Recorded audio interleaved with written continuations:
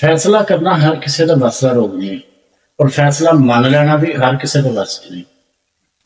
फैसले हमेशा इस्लाह मुआशरा वास्ते फैसले किए जाते और किसी भी चीज़ का जो फैसला है वो जो तलख महसूस होएगा वो लाजमी गल है कि उस फैसले की जो हकानियत में देखा जाएगा उत्थे जरूरत होएगी किसी सख्त फैसले की सख्त कदम की फिर ही फैसला किया जाता।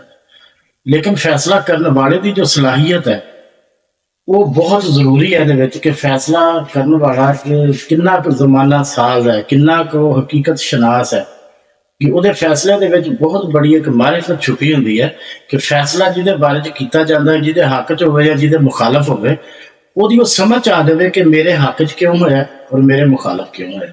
जो ये चीज़ों असी मैंशन कर लग पैने समझ लेने या मनन लग पैने तो फिर साढ़े वास्ते आसानियां पैदा हो जांदियां। बहुत सारे ऐसे वाकयात होंगे बड़े फैसले ऐसे होंगे जेडे आने वाले वक्त दूसरे लोगों वास्ते माहौल वास्ते सोसाइटी वास्ते बहुत अच्छे साबित होंगे। मैंने बड़े प्यारी गल याद है कि खोते की तो चीते की लड़ाई होगी जंगल खोते ते चीते की लड़ाई होगी। लड़ाई बहुत गुमसान दी हुई दोनों बड़े जख्मी हुए। फैसला चला गया जी बादशाह सलामत शेर को। हाँ जो शेर के कोल फैसला गया तो वो शेर ने फैसला सुनिया गल सुनी दो अफ्रीका की गल सुन के ना तो शेर ने चीते को 5 साल जंगल बदरी की सजा दे दी कि चीते को 5 साल वास्ते जंगल बदर किया जाता है। इस जंगल से चीता रह नहीं सकता 5 साल। चीता बड़ा परेशान होया खोता तो बड़ा खुश हो गया कि मेरे हक से फैसला हो गया।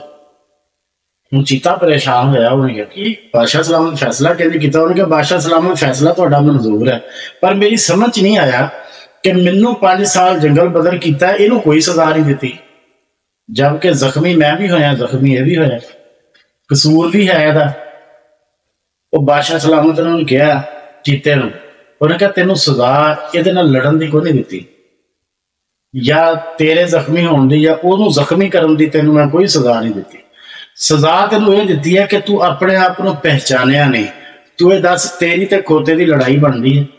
तेनों 5 साल जंगल बदर इस तो किया कि तेनों अपने मुखालफ हरीफ की भी समझ नहीं। तू एक आलीशान जानवर है तेरी इज्जत है तेरा वकार है ते तू लड़ कि पे खोते ना। बस इस वास्ते हमेशा मुखालफ भी जड़ा ना वो हैसीयत देख के मुखालफत करनी चाहिए है। एवं खोते लड़ के ते अपनी इज्जत अपनी नस्ल को बदनाम नहीं करना। शेर ने जी सजा दी चीते को चीता फौरी तस्लीम कर गया। उन्हें कहा जी मेरी नस्ल के बाकी ये मुखालफ काम है कि मैं खोते को अपना दुश्मन बनाया खोते लड़ पे खोते ना मुकाबला किया। मेरा मुकाबला चीते नाल ही बनता सी शेर नाल ही बनता सी। कुछ फैसले इदा के होंगे जिंदगी चो करने पैंदे जो खोता मध्य मुकाबल आ जाए तो चीते को जरा ना वो मध्य मुकाबल लड़ना नहीं चाहिए बचना ही चाहिए नहीं तो फिर शेर जड़ा ना सरदार जड़ा वो सजा चीते नहीं देता।